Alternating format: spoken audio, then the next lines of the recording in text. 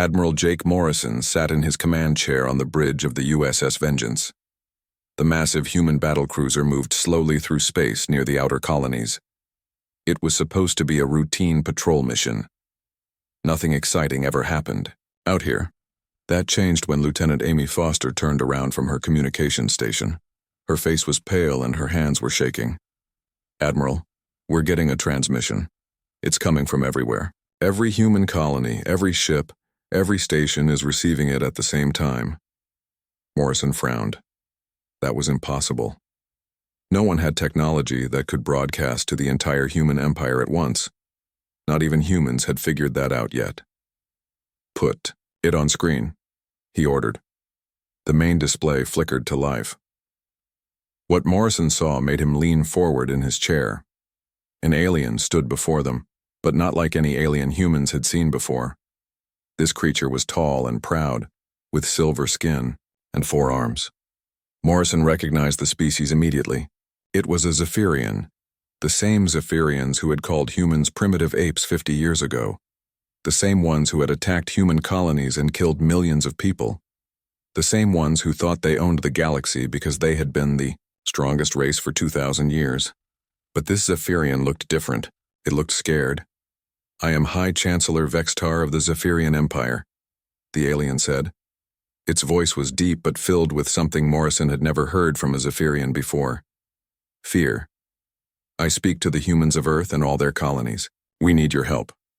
Captain Lisa Hayes, Morrison's tactical advisor, made a sound of disbelief. "Did he just say they need our help?" The alien continued speaking. "An ancient enemy has awakened.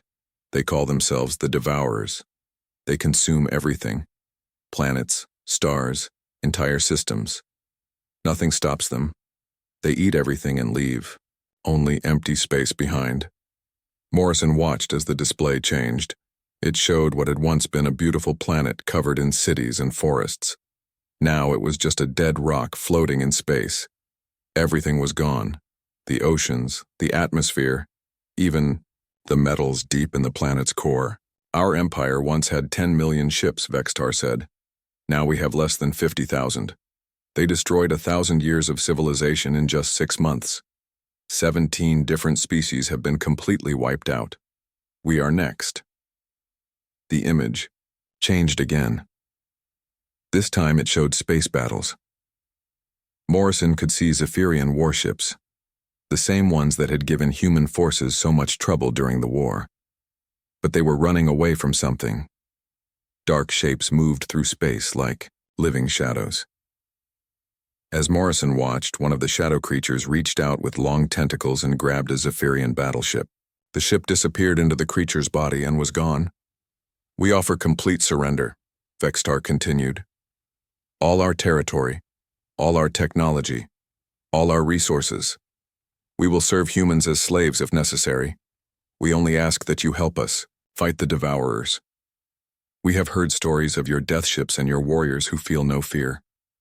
Please, we are begging you." The transmission ended. The bridge of the USS Vengeance was completely silent for a long moment. Commander Roy Bennett, head of human intelligence, spoke first.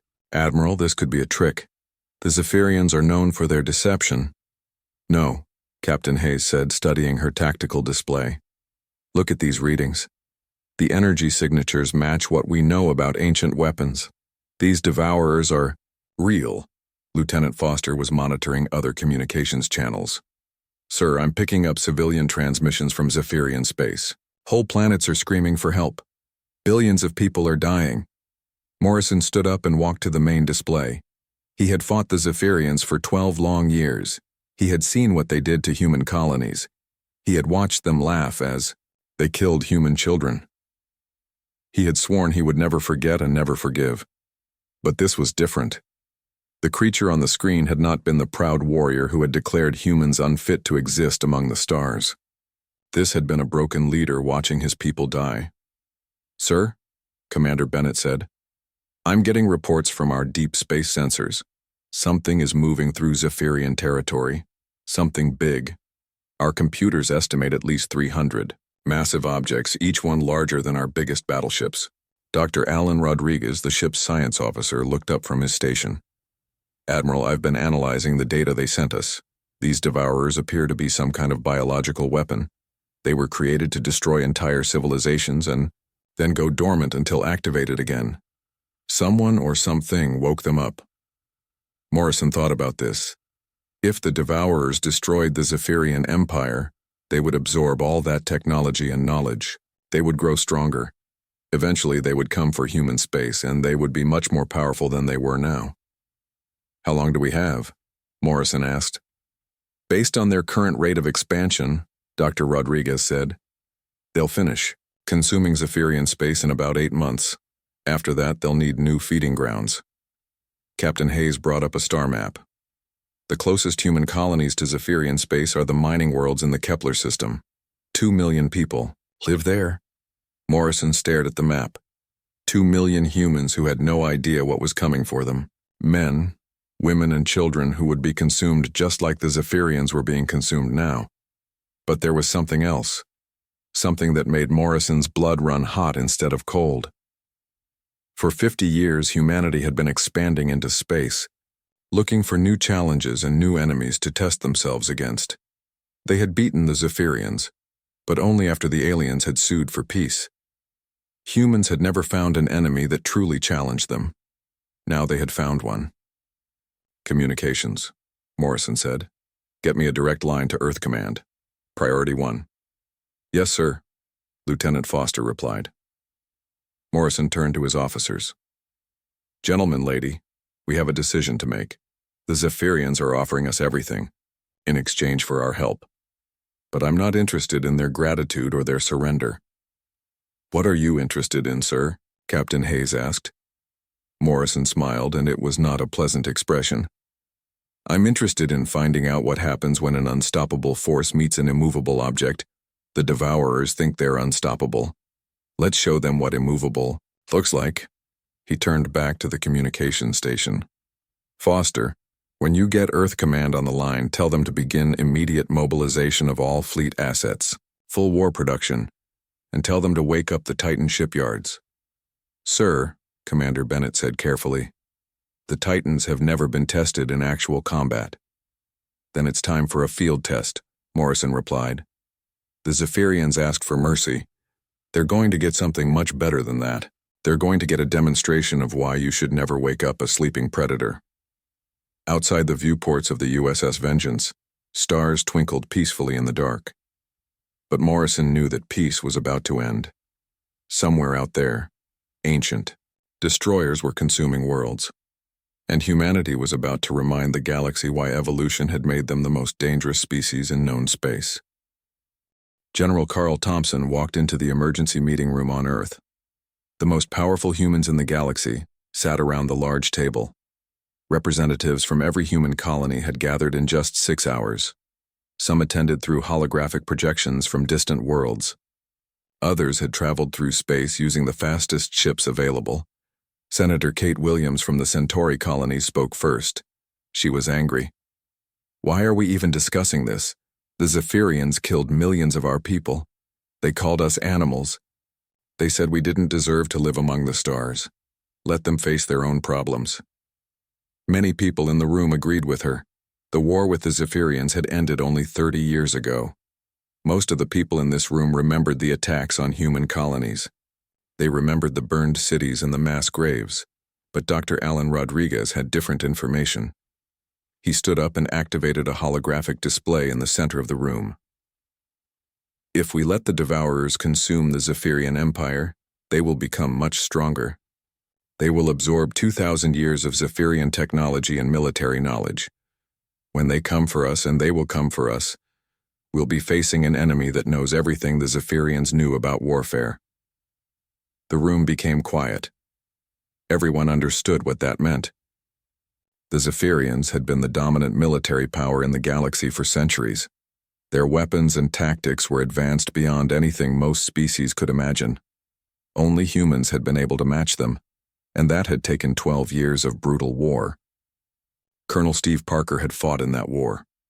He was missing his left arm and had scars across his face from Zephyrian plasma weapons. When he spoke, everyone listened. I've been thinking about this for the past few hours. We're looking at this all wrong. What do you mean? General Thompson asked. Parker smiled. It was the same smile he had worn when he led the assault on the Zephyrian fortress world of Kalar. We're not being asked to save the Zephyrians. We're being offered the chance to fight the most dangerous enemy in galactic history. When was the last time we faced a real challenge? The room was silent. Everyone knew the answer. Since the end of the Zephyrian War, human forces had been involved in small conflicts with pirates and minor alien species. Nothing that really tested human military capabilities. Nothing that pushed human warriors to their limits. Captain Helen Brooks commanded the experimental ship USS Reaper. It was the newest and most advanced vessel in the human fleet. My ship has been waiting for a real mission for 2 years. We've run every simulation possible. We've tested every weapon system. But we've never faced an enemy that could truly challenge us. The Devourers sound like they could provide that challenge, Parker added. Lieutenant Commander Nancy Davis was monitoring communications from across the galaxy. I'm receiving messages from dozens of alien species. They're all asking the same question. Will humanity help fight the Devourers? Some of them are offering to become human vassals if we protect them. Senator Williams was still not convinced. Even if we help them, what's to stop the Zephyrians from turning on us again once the threat is over? General Thompson looked around the room. Because there won't be a Zephyrian empire left to turn on us. If we do this, we do it the human way. Total war. Complete victory. When it's over, the galaxy will understand exactly who the real dominant species is. The discussion continued for several hours. But the decision was already made. Everyone in the room could feel it. Humanity had been created by evolution to be predators. They had spent millions of years learning to hunt, to fight, to survive against impossible odds. The Devourers represented the ultimate test of those abilities. While the politicians talked, Engineer Tony Lee was already working. He had received orders to begin emergency war production 30 minutes after Admiral Morrison's message reached Earth. Factories on 12 different worlds were starting to produce weapons and ammunition. The massive shipyards around Jupiter were preparing to build new warships. How long will it take to mobilize the full fleet?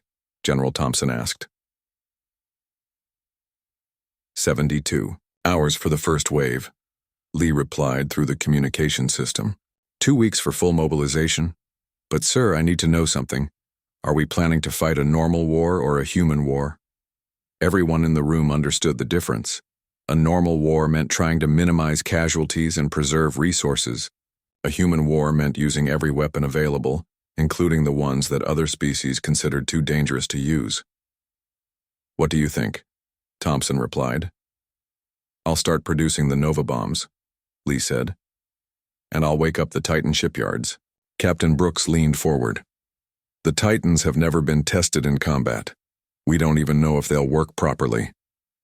Then it's time to find out, Thompson said. The meeting was interrupted when Admiral Morrison's face appeared on the main screen. He was transmitting from the USS Vengeance, still on patrol near the outer colonies. General, I need to report something. We just received another transmission from the Zephyrians. What did they say? They're asking when we'll begin negotiations for the terms of our assistance. They want to know what we want in return for our help. The room was quiet for a moment. Then Colonel Parker started laughing. It was not a pleasant sound. They still don't understand, do they? Understand what? Senator Williams asked. They think we're going to negotiate. They think we're going to ask for territory or technology or tribute. They don't realize that we're not doing this for them. Admiral Morrison nodded from the screen. What should I tell them? General Thompson stood up. Tell them that humanity doesn't negotiate with food. Tell them to hold their positions and try not to die before we get there. And tell them that when this is over, they'll understand the difference between mercy and strategic necessity. The transmission ended. The room was quiet again. Dr. Rodriguez spoke quietly. Are we sure about this? Once we start down this path, there's no going back. The entire galaxy will see what we're capable of. Good, Thompson replied. It's time they learned the truth about humans. We're not the good guys who show up to save everyone. We're the predators who show up when there's something worth hunting. Senator Williams sighed. How many ships are we talking about? Every ship we have, Thompson said. Every weapon we've built. Every soldier we've trained. The Devourers want to consume the galaxy? Let's show them what it means to bite off more than you can chew. Within 6 hours, the largest human fleet in history was beginning to assemble. Ships arrived from every human world. The massive dreadnought USS Ragnarok, Admiral Morrison's new flagship, was pulled out of space dock early. Its weapon systems were still being calibrated, but there wasn't time to wait. Captain Jerry Walsh commanded a squadron of destroyers. He had been aboard for years, running patrol missions and escort duties. Now he was preparing for the kind of battle that would be remembered for centuries. "This is what we were born for," he told his crew. "This is why humans exist." The preparations continued around the clock. Human factories worked at maximum capacity. Shipyards that had been quiet for years suddenly blazed with activity. Weapons that had been stored in deep space arsenals were brought out and loaded onto ships. Other alien species watched the human mobilization with growing concern. They had asked for humanity's help against the Devourers. Now they were beginning to wonder if they had made a terrible mistake. The humans weren't preparing for a rescue mission. They were preparing for total war. High Chancellor Vexitar sent another message to human leadership. He was becoming worried about the human response. The message was simple. "When will you arrive? Our worlds are dying." The human response was even simpler. "Soon." But the Zephyrians didn't understand what that meant. They thought it meant salvation was coming. They didn't realize that when humans said "soon," they meant that the real war was about to begin. The human fleet arrived at the edge of Zephyrian space 3 weeks after leaving Earth. Admiral Morrison stood on the bridge of the USS Ragnarok and stared at what had once been the Zephyrian border fortress of Kethmore. The massive military station had protected this sector for over 500 years. 50 million Zephyrians had lived and worked there. Now it was empty. Not destroyed, not damaged, but completely empty. The metal hull was still there, but everything inside was gone. The people, the equipment, the atmosphere, even the paint on the walls had been consumed. Commander Pete Jackson was leading a scouting mission on the stealth frigate USS Shadow. He had volunteered to go inside the empty station to see what had happened. His report made everyone on the human fleet uncomfortable. "Admiral, there's nothing left inside. I mean nothing. They even took the metal screws from the walls. It's like someone vacuumed up every atom that wasn't part of the basic structure." Captain Lisa Hayes studied her sensors. "How is that even possible? Our scans show that they consumed organic matter, metals, plastics, even the air, but they left the outer hull intact." Dr. Linda Clark, the fleet's chief scientist, had an answer. "I think they're selective feeders. They take what they can use and leave what they can't. The outer hull is made of a titanium alloy that might be too energy expensive to break down." Morrison turned to his communications officer. "Any word from the Zephyrian fleet?" "Yes, sir. High Chancellor Vexitar is requesting a meeting. He wants to coordinate our attack plans with their remaining forces. Tell him we don't coordinate. We operate. If he wants to help, he can stay out of our way."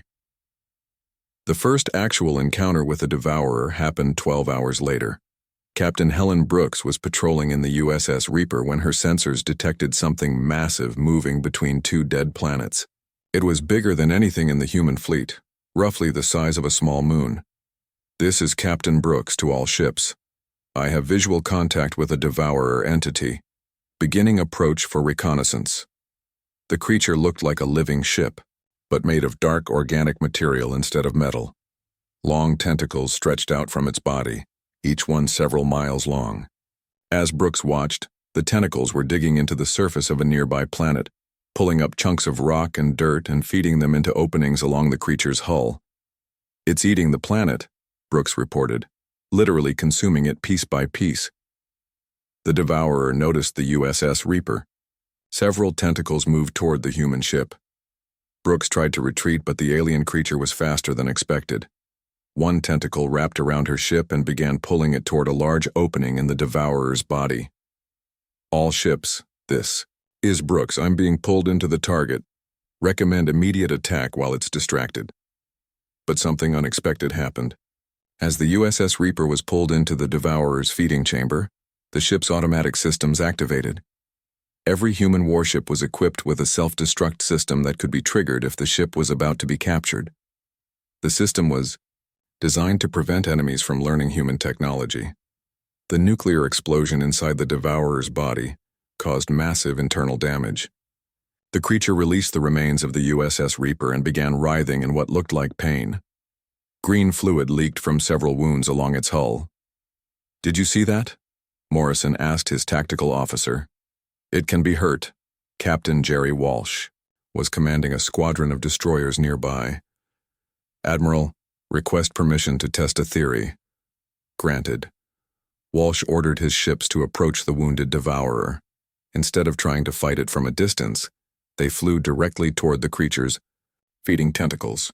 When the tentacles tried to grab the human ships, the destroyers activated their self-destruct systems.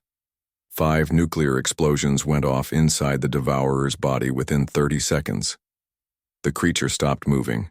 Its tentacles went limp and it began drifting in space like a dead whale. "Target destroyed," Walsh reported from his escape pod. "Recommend we use kamikaze tactics against all large targets." The news spread quickly through the human fleet.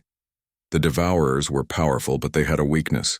They tried to consume everything they touched, including things that were designed to explode when consumed.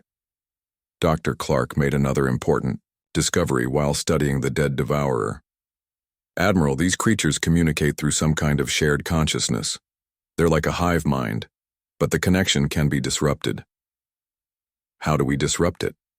"Electromagnetic interference on specific frequencies. If we can jam their communications, they won't be able to coordinate their attacks." Morrison smiled. Humans had been using electronic warfare for over a century. They knew how to jam communications better than anyone.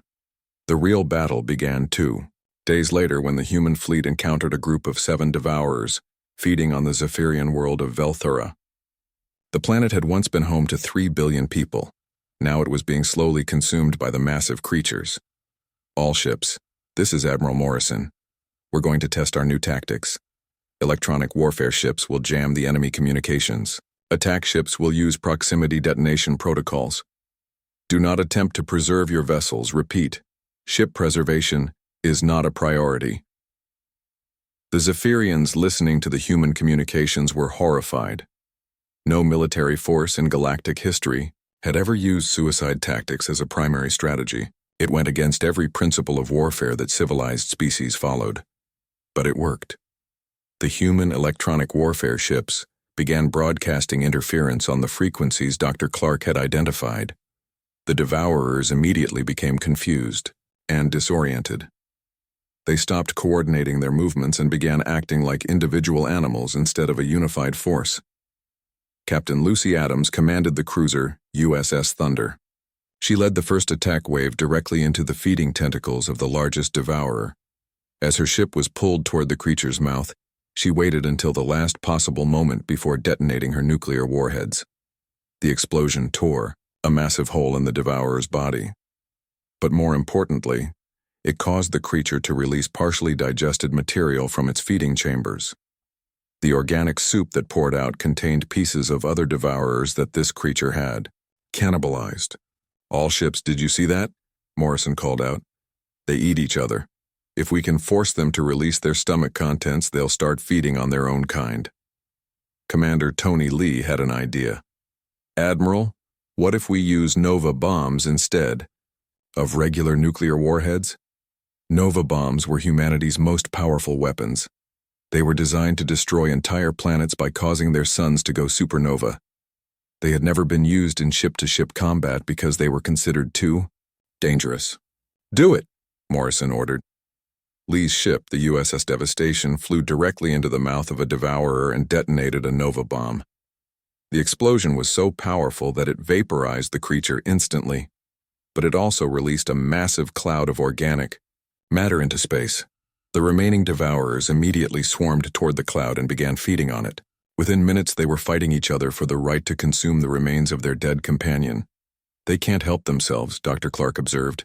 "Their feeding instinct is stronger than their survival instinct." If there's food available, they have to eat it even if it's dangerous. The battle continued for 18 hours. Human ships flew suicide missions against the Devourers, using their own destruction as weapons. The alien creatures, driven by their need to consume everything, fell into every trap the humans set for them. By the end of the battle, all 7 Devourers were dead. The human fleet had lost 43 ships and over 15,000 crew members. But they had learned something important. The Devourers weren't invincible. They were predictable, and anything that was predictable could be defeated by human military doctrine. High Chancellor Vextar sent a message to Admiral Morrison after the battle. "We are grateful for your assistance, but your tactics are horrifying. No civilized species fights like this." Morrison's reply was simple. No civilized species wins like this either. The word spread quickly through the galaxy. Humanity had found a way to kill the Devourers. But the method they used scared other alien species almost as much as the Devourers themselves. The humans weren't just fighting to save the galaxy. They were demonstrating why no one should ever make an enemy of them. Admiral Morrison stood on the bridge of the USS Ragnarok and looked at the tactical display. 3 months had passed since the first battle with the Devourers.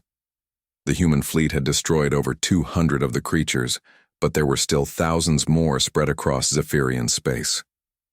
The war was going well, but Morrison had realized something important. Fighting the Devourers one group at a time would take years. Humanity needed a faster solution.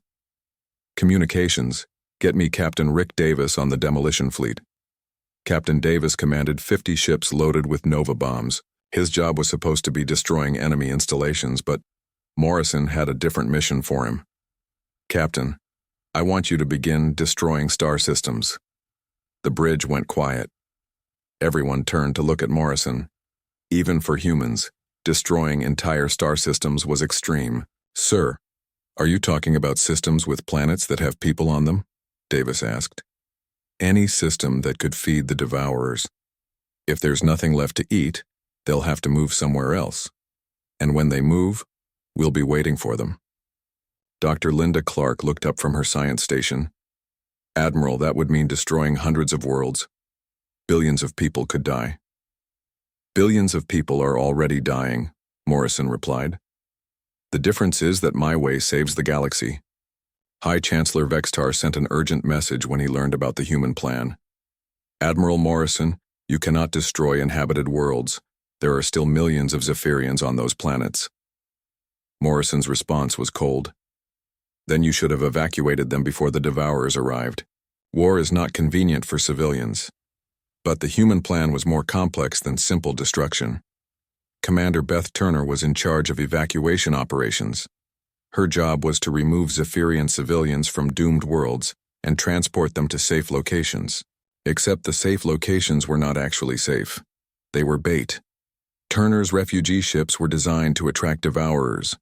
The ships carried thousands of Zephyrian civilians, along with large amounts of organic material and metals that the creatures craved. When Devourers approached the refugee ships, hidden human minefields would detonate.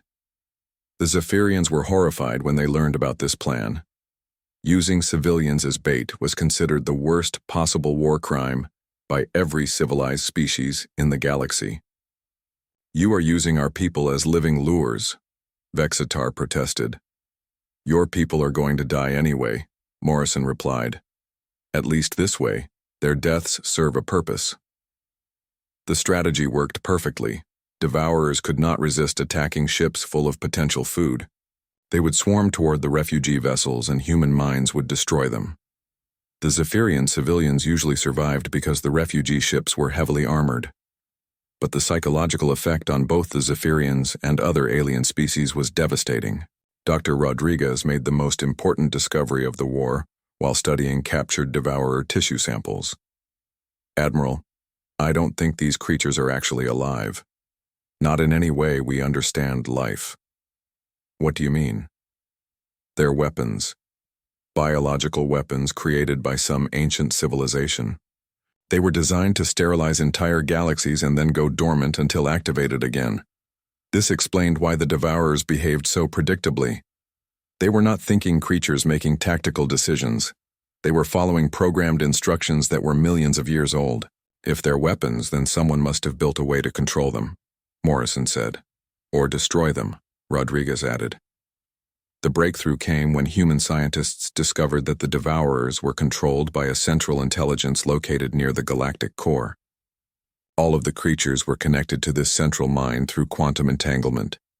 If the central mind could be destroyed, all of the Devourers would die at once. The problem was reaching the central mind.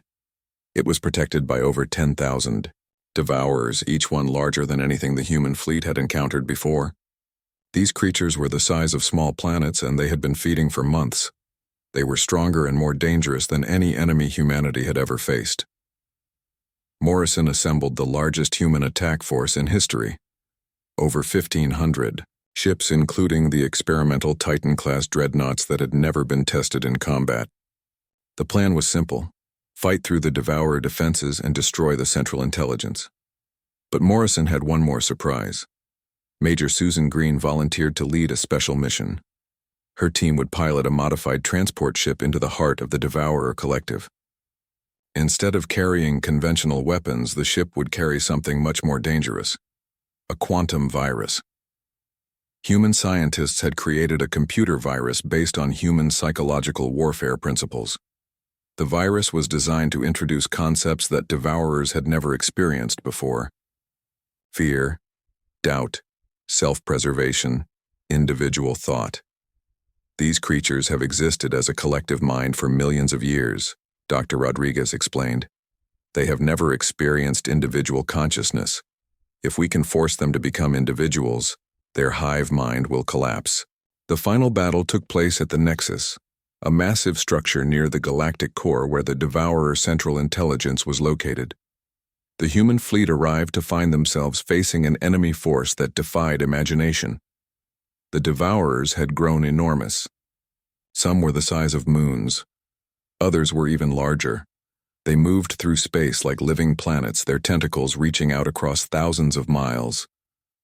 All ships, this is Admiral Morrison. Remember, we're not here to win a fair fight.